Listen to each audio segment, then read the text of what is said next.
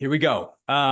Cool. So today I am so excited to welcome one of our world leaders in customer success. I should say the world leader, probably, Nick Mehta, the CEO of Gainsight. Nick has a really impressive journey that includes graduating from Harvard, serving as an executive and VP at Symantec, leading as CEO of LiveOffice and Gainsight, sitting on the board of directors for companies like F5 and PubMatic.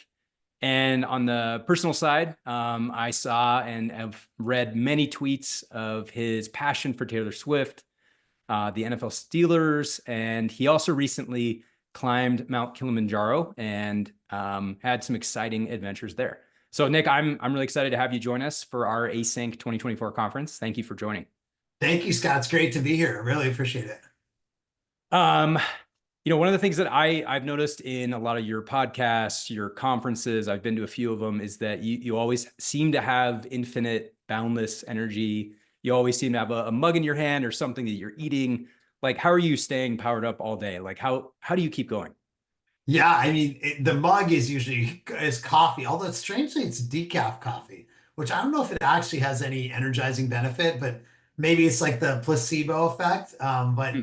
I would say that just a little more honest answer is I get energized by people, and just the opportunity to meet people, learn about them, learn their stories as human beings and as business people, learn from them from a business perspective. So.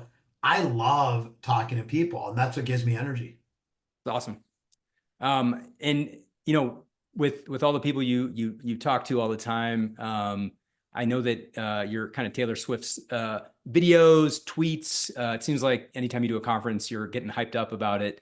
I think my sister-in-law is a huge fan. She just was in London, I think, watching one of their conferences. Have you been? Are you planning to go to any of these upcoming conferences? Oh, of course. Yeah, I've been to two Eras tour stops, and including the first one in Phoenix.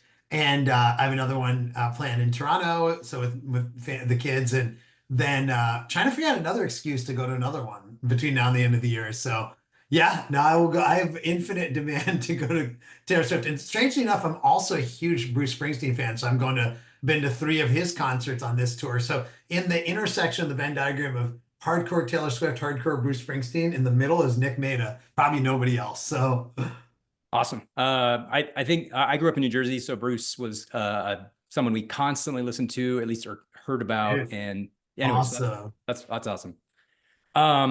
Okay, so maybe a little bit more about your kind of professional experience. I think one of the things, we talked a little bit about the coffee, and even though it's decaf, you've been a CEO now a few times. You've been an entrepreneur, for seems like 15 plus years. And it seems like, I don't know if you have Since some college, actually 26 years. So 26. Oh, okay. All yeah, right. yeah, crazy.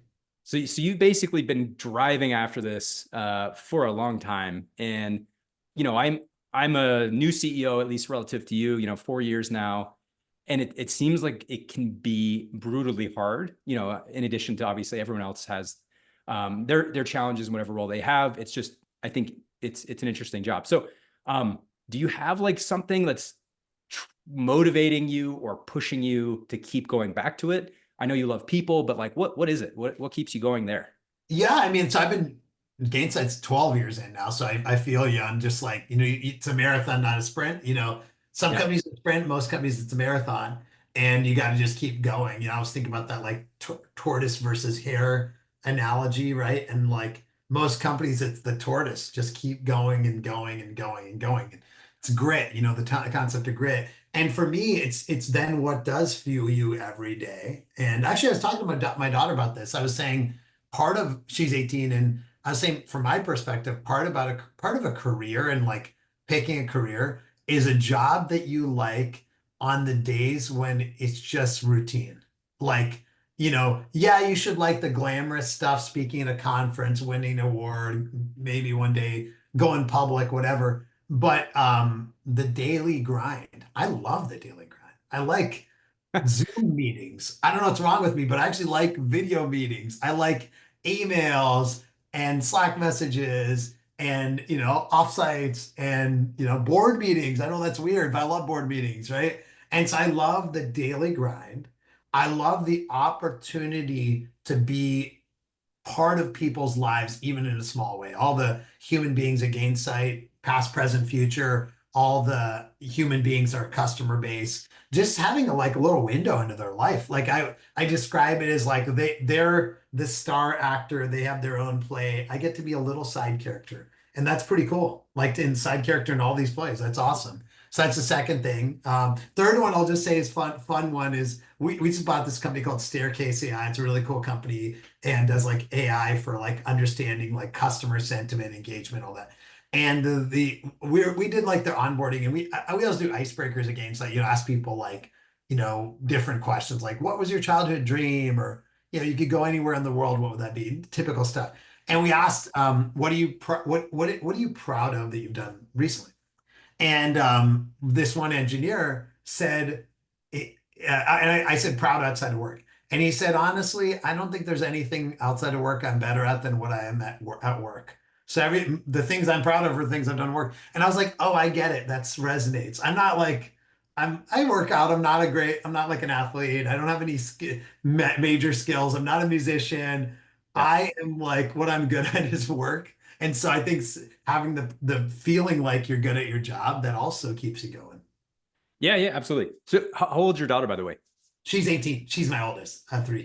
Okay, cool. I have four, and I have a 12-year-old daughter and an 8-year-old daughter. So I think we're starting to have a lot of these conversations about grit and hard work. My 8-year-old played soccer on Saturday, and at the end of the game, I was like, dude, you just like ran the entire time. That was incredible. Like, way to go. Amazing.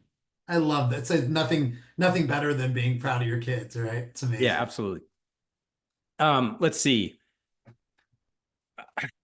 Um, oh yeah, okay. So I got to hold up the book because I've had it for a number of years. I've read Oh, it a few that's times. exciting.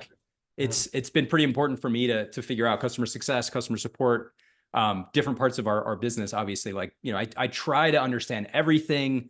I wish I could be better at it. To your point about like I'm always trying to learn.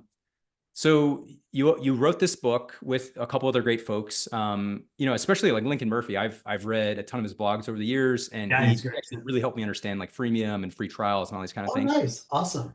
And so like you wrote the book, it was incredible when it came out, and then like it's been I think 6 years. What do you feel like you got right, or what are you like embarrassed about at this point?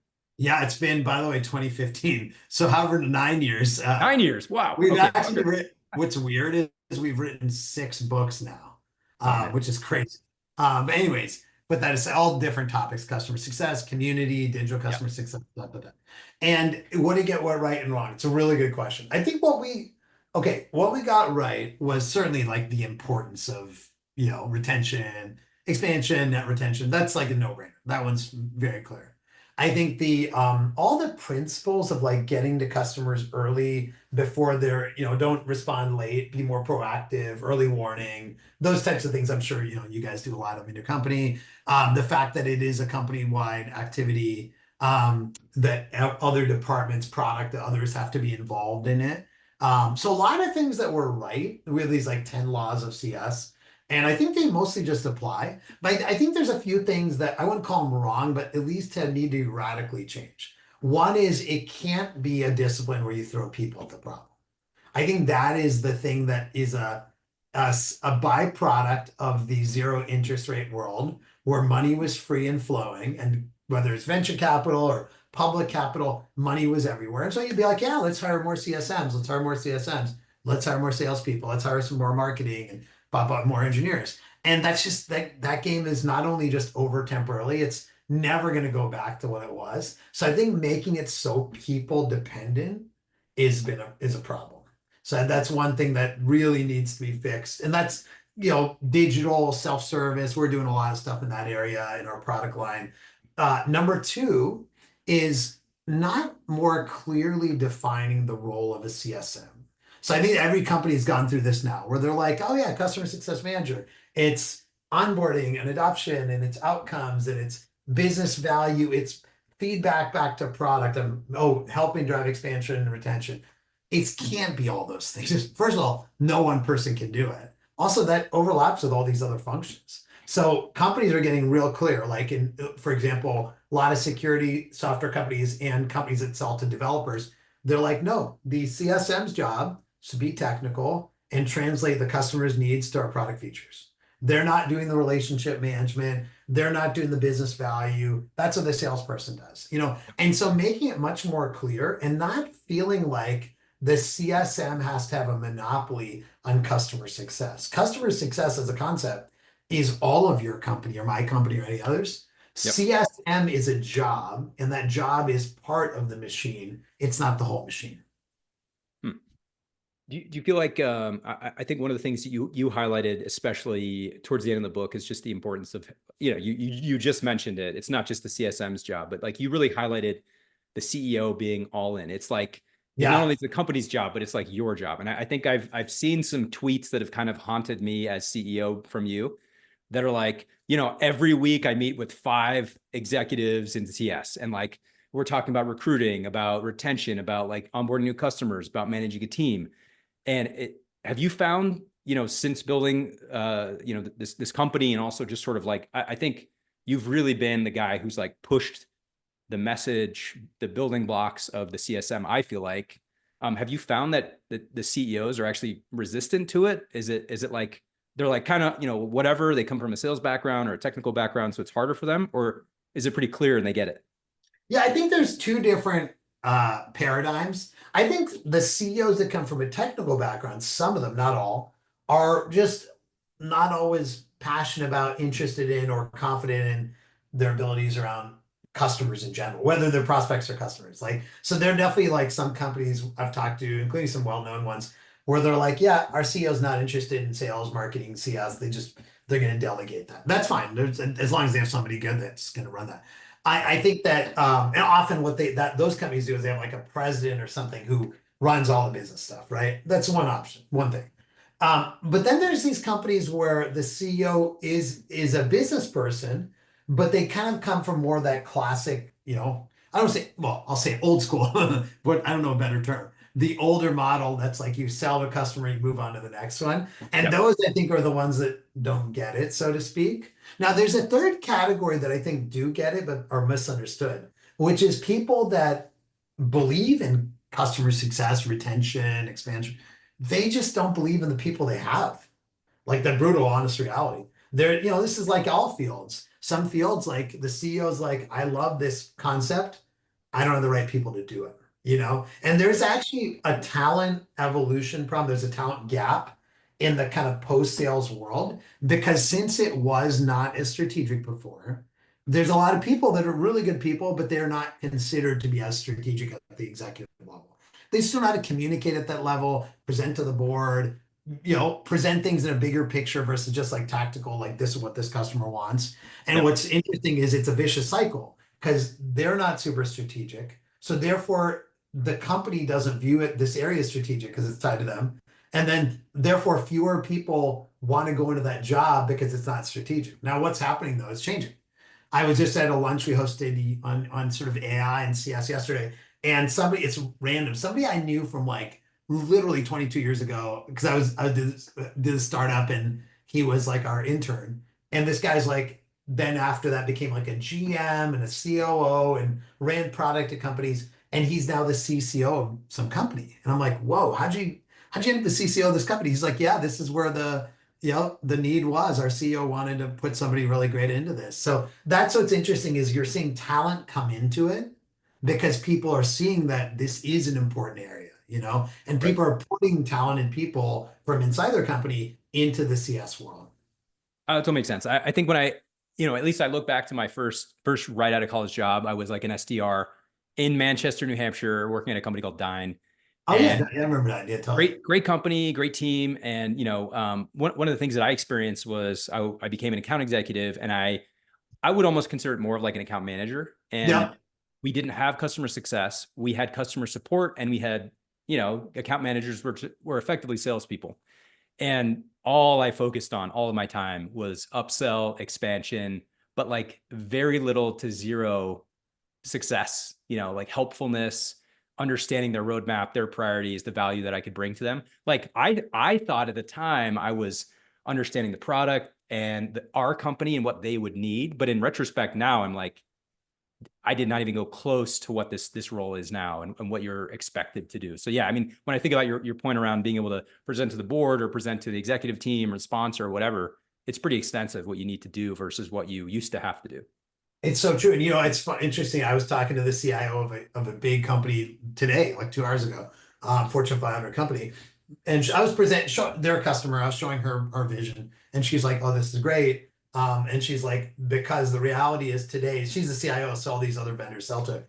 And she's like, the reality is today, most vendors, they are just calling me a month or two before the renewal. That's the time. And so customer success hasn't yet finished the job. There's still a lot more to go. I don't think you're going to be finished for a while. It sounds like so that's actually great, right? Yeah, exactly. Grateful to have something to do in this world, right? So You mentioned earlier, you love Zoom, Slack, all this kind of stuff. And I think, if at least from my view on Twitter, Twitter is just full of people who hate or despise, dislike, and then some people who are really excited about remote work, hybrid, in office, return to office, like whatever it is. Everyone is kind of grinding an axe in a certain area. Um, it sounds like you're kind of bought in, you get it, but like, how do you feel about, up and coming folks who are working remotely? How do you feel about managing a remote team? Obviously, it's like a little bit different. And while you are excited, like, how do you feel like the team and then also other companies are doing? yeah, it's funny because Twitter is the place where you see in general, there's a bias towards people saying I hate X or whatever, and it's not my style. So I'm not this is not not my thing. And also, I don't believe that things are perfect either. And Right. I think most things in life are just trade-offs, Almost every single thing in business is a trade-off. There's pros and cons to everything. So I actually have kind of initially so we just a little background. We have been pretty distributed from day one, even before COVID, because when we started, one of our co-founders was in India, and so we have a big team in India. Now it's about 700 people, and that Well, team, amazing team, are like incredible, like top talent, everywhere. And but because of that, it's like U.S., India, we weren't all in one room anyways, like from the beginning. And so we were like doing I remember in 2013, I remember actually one of our product managers who was in California, he's like, "Hey, I just tried this new video thing out," because we were using some other old video technology. He's like, "It's called Zoom." And he's like, "We should check it out." And then we used it. We're like, "Oh, this is really cool." And so, yeah, we were like using Zoom in the early days, and we were doing all hands in a more distributed model from the beginning. And so when COVID happened, we actually were like, "Oh yeah, this is a hard thing for the world and all of us as human beings." But from a communication perspective, we're ready to go because we've been doing something like this for a while. And so, it was pretty natural for us to transition. And in the first couple of years, and maybe the first 3 years, I was like, "Hey, this is totally fine. There's no downside." I would have probably been like one of those people saying it super positive. And then I think one of the things was that was back in the day when we all had the massive tailwind of like the like low interest rates, post COVID spike, all that kind of stuff, right? Which you probably had too. yeah. Everything was easy. We thought we were so great. All of us are so talented. Sales are through the roof, right? And then of course, like the last year and a half, 2 years gave you a reality check that we're a little more humble. And what it showed me was in a time of just like constancy and consistency, pure remote can work great.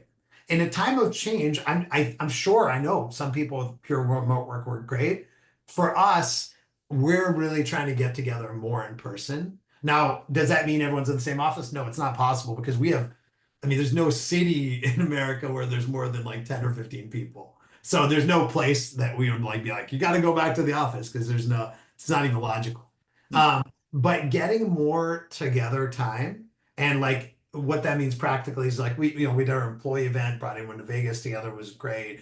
But like very practically, I'm doing several days a month where people fly in or I fly somewhere and we just spend a day on marketing messaging content or a day on AI strategy or a day on whatever, and it's in person. In fact, I held my quarterly offsite for my exec team last week and also some other people. And one of the rules I have in these in-person meetings is no computers, no projector, no Zoom, flip charts, notebooks, like going back in time. And Yeah. and by the way, like after the meeting last week, people were like, one of the best things you did was having no computers, no projectors, because everyone was so present. They were so calm. They weren't frenetically multitasking. And so I think you have to compensate. Well, sorry, there's no have to. We have had to, for our company, had to compensate for the fact that we're distributed by spending more time finding ways to get together. Last comment I make, I do think that that doesn't help for that scenario you described, the early career person. That's one where I think it's tough. Like we've talked about, are there certain early career jobs where you should open an office and everyone has to be there? And so that could be something we do. We haven't done it yet. But I do think it's harder. It really is. My daughter, we mentioned her before. I remember her telling me, maybe last year, she's like, I don't want to start my job in a remote work environment. Like I want to be in a company and learn, but also meet friends and like, whatever, right? Like that's the thing that you get. So I'm really a believer in office isn't all perfect and remote's not all perfect. You gotta, whatever you do, you have to just balance out the weaknesses. Yeah, absolutely. I tend to feel very similarly. I mean, like I grew up in New Jersey with a dad who was an investment banker on Wall Street, and if he was going to work, he had to be in the office. Yeah. And we actually, one year we bought a Toyota Land Cruiser. It snowed 2.5 feet. And he was like, I got to go in today. He was the only one on the highway. He got in the city, he did his work, but like, it's Wow. so different and it's so crazy. And on the other hand, like when I was probably 4 years into my career, I got an email to interview with a company called GitLab, which was one of the Yeah. first remote companies. Great company. Yeah. Yeah, and the CEO was like, "Hey, why don't you just come to my office, which also happens to be my apartment?" And I just Yeah. thought it was so weird. But like now, it's like totally. I mean, maybe the apartment office combination feels weird, but like the idea of remote and like talking to somebody that they're not in office, it totally makes sense. So yeah, it'll be really interesting for our kids to see, especially like I grew up doing a what's it called, like go to work with your parent. Yeah. Yeah. Take your kid to What work. what do you guys do anything with that? Like, what's that look like? It's kind of interesting. There is a take your kid to work day, which actually has a decent number of kids. It's more for little kids, so my kids don't go Yeah, anymore. yeah, But they send like packets to the houses with like crayons and stuff like that. It's cool. I think what's interesting is I think the kids have fun. It seems like, I mean, they're little kids, so they have yeah. fun with kind of anything. I think it's actually, I miss the like, that's one of the things I really miss. I remember the take your kids to work day in the office, and those are so sweet, meeting these kids and really meeting them. So yeah, there's some things you do lose for sure. Yeah. Let's see, a couple more questions for you. And I think one thing that I've been thinking a lot about, especially, becoming a CEO, you've done it a couple of times.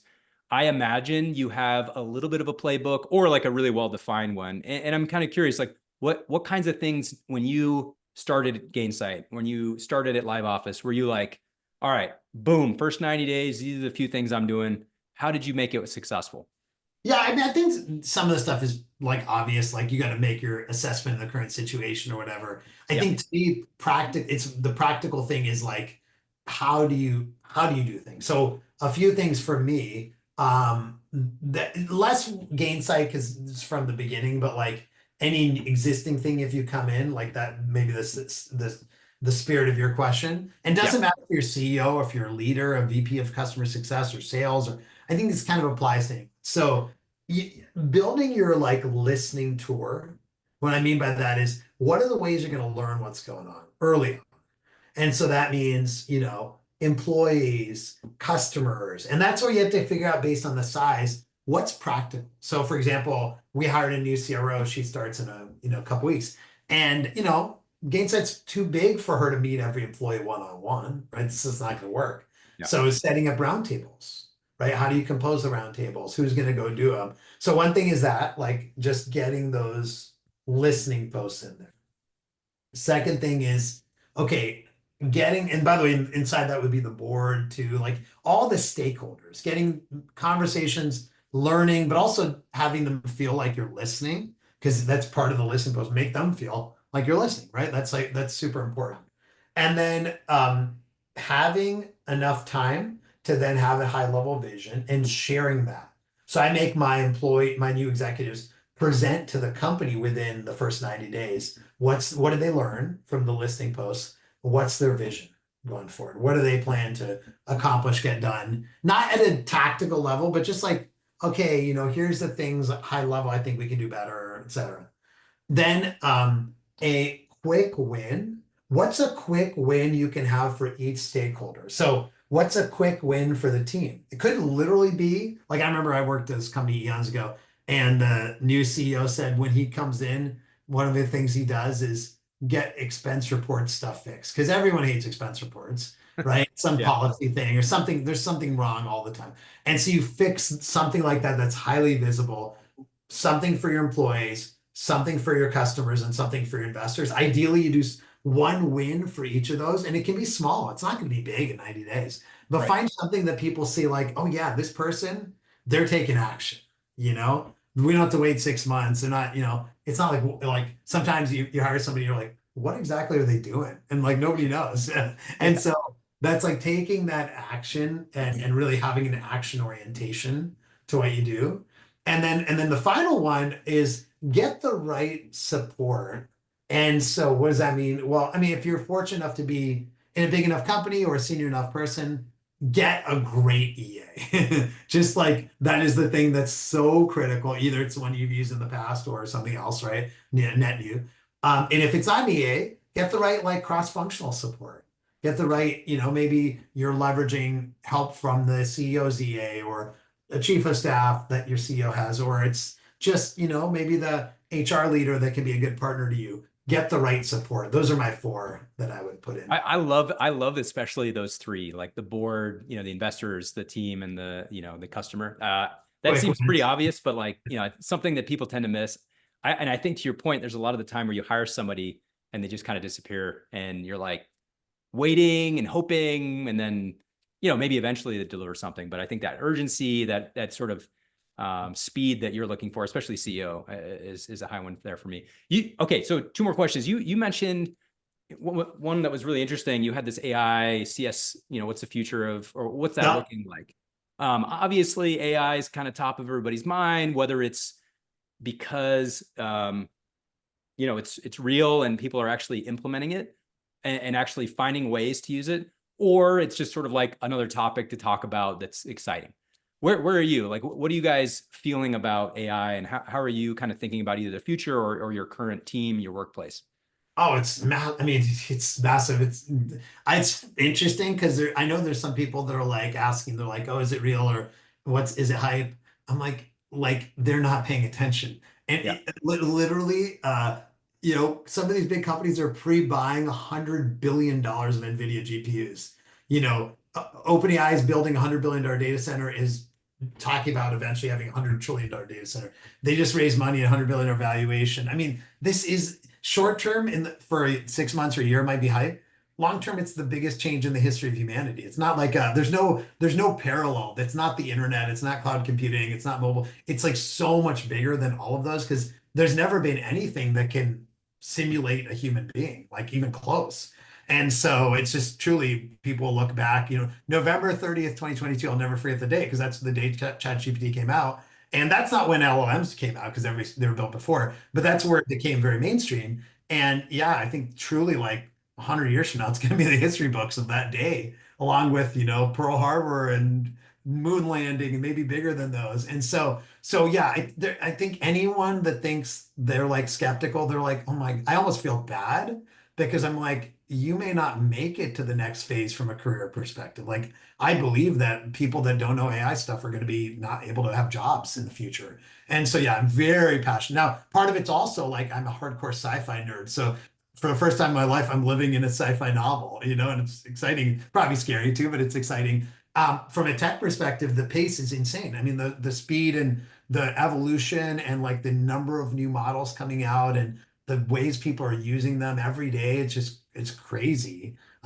So within my world, doing a ton of stuff. We have dozens of features shipped already. Broadly, there's a category of stuff that's about really making CSMs and other customer facing people more effective and efficient, eliminate data entry, get to the point where you have better information for your customers, have better early warning. That's all real, like real stuff that's shipped.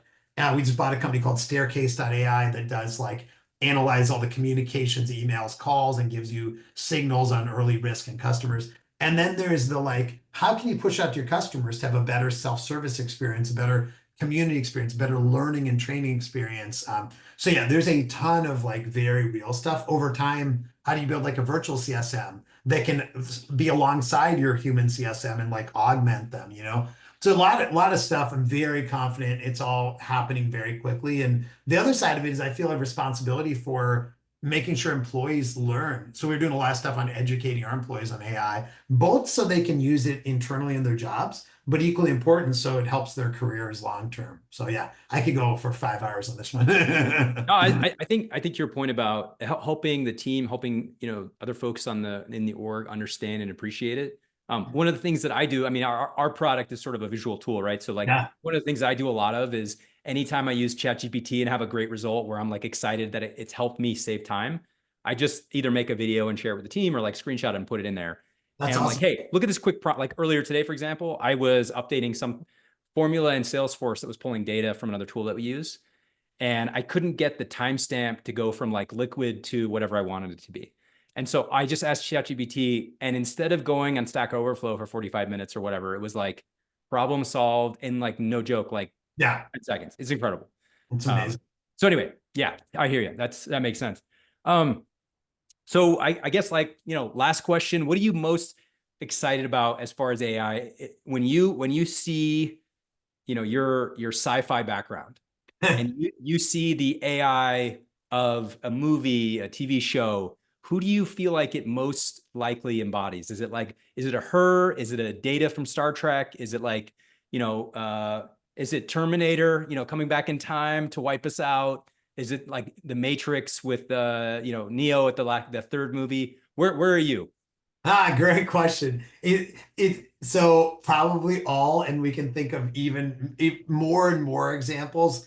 But I'd say that it's not. So the Terminator thing, I don't know. You can speculate or whatever, but like, what's the point? Yeah. Like, Yeah, yeah, if, yeah. if that happens, it happens, and we don't have any ability to do anything about it. So that one I'm less worried about. But it's funny because Her is an amazing movie. And of course, there's an aspect that I think people are like, oh, that's creepy or different or whatever, right? And there's a creepy ending to it. But I do think that the thing that is true about it is AI is going to feel more human and more like a companion for us. And there's the relationship aspect, which I'm not commenting on. That's different. But Yeah, yeah, yeah. from a work perspective, just like it's truly a partner for us at work. And there's this term that was from a while back, so some people know it, some don't. They used to say there's like racing against the machine, which is what this term people had of like who's going to win in a race between the human and the robot or whatever, right?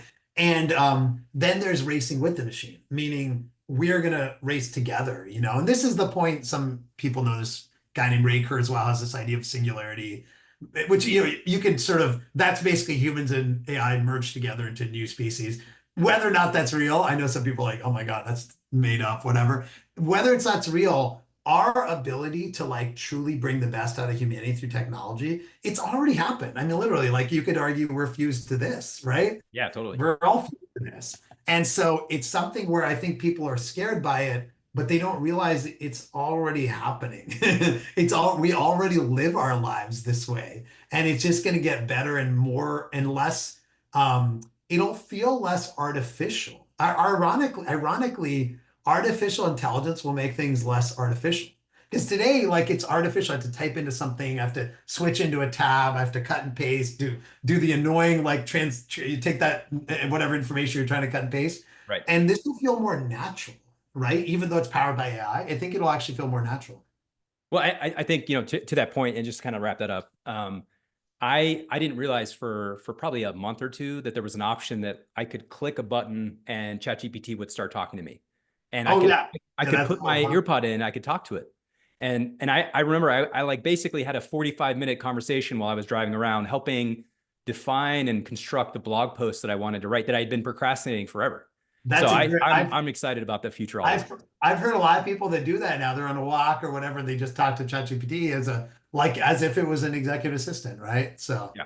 Yeah, absolutely. Well, this was more fun than talking to ChatGPT. So thanks, Nick, for spending some time with me. And How do you know I'm not an AI? Come oh on. yeah, maybe You that's don't right. know. Yeah. All right, man. Good to meet you, and thanks for your time. Great to see you. Thanks, man. Appreciate it. Thanks for having me.